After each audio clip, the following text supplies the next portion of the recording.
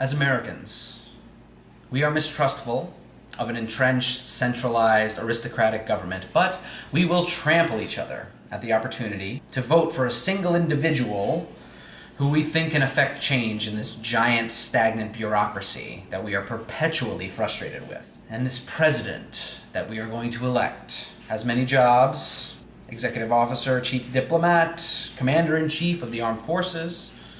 And another job that goes back to the days of Thomas Jefferson is to add on additional powers to the office of the president. But the president's primary job is to faithfully enact the laws that are created by Congress. But unlike the rest of us, the president can choose what he wants to enact. And because of the length that a bill has to travel through the bowels of Congress, this veto power that the president has the effect of stopping all discourse. And not only that, because the president is the head of whatever political party, this president can effectively legislate from the Oval Office. People love the hope and the idea that this single person can come in and kick some butts in Congress and get things done, get things moving. And people love to go back to the idea of the Founding Fathers and how we wanted to break away from monarchies and break away from rulers and legislators that have no connection to the people at all. So not only have we gotten used to electing our representatives of the people from an elite group that is a very select circle, professional politicians. Not only have we gotten used to having them off in their hotels and stuff in Washington, D.C., making up all these grand laws and yelling on the Senate floor about their moral indignities about things that are going on. Not only have we gotten used to investing power in them, but the office of the president has taken on such a mythical quality that we will, yes, trample each other to turn over all of our legislative power to this individual. And as soon as this election is done, people are going to go right back to complaining. Because you know what? Nothing's going to change. The status quo is going to be maintained no matter who goes into the office of the presidency. But you know what? I'm still going to vote. If nothing else, because I hate getting into a political discussion with somebody and they say, "Oh, well, you didn't vote. You can't complain, huh?" Well, yeah, motherfucker, I did vote.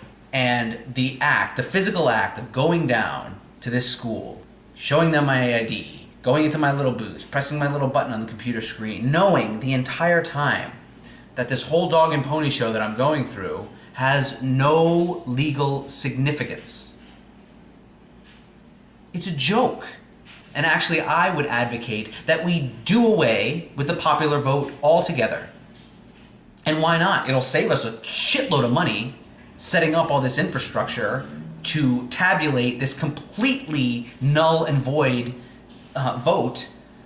And maybe if we took away this whole voting process, people would finally realize that this government, this group of elites that dominates this entire country, is completely illegitimate. It's easy for the dictator to rule people. He can rule through coercion by force. But our government, which is supposedly made up of the people, has to rule by coercion through persuasion, by telling us half-truths and sending out carefully manicured rhetorical statements, and even the occasional completely bald-faced lie. And this election process is the biggest lie of all. They want us to get out there and get informed about these candidates, and go out there and show your patriotic spirit and vote. Because your vote counts. Every single vote counts, except when they literally do not count in the eyes of the law whatsoever. So I go through the whole process, and I leave my polling station feeling lied to. And you know what? If we abolish this useless voting process, maybe more people would be inspired to do something. To really do something concrete, instead of checking off a box and then feeling okay with yourself for another 4 years. So you can walk away, "Oh, I did my duty, I checked off a little box.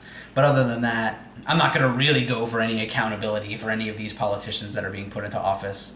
I did my duty." It's an excuse for most people to turn their backs on their civic activity. But you know what? It's our responsibility. If we are going to live in a society, we have to contribute to the civic organization of it. We can't just turn it over to somebody else and expect them to fix it. All these politicians, they got their, "Oh, I'm Joe Sixpack, I'm just like you. I will be your voice in the government. But you know what? I don't trust anybody to be my voice except me.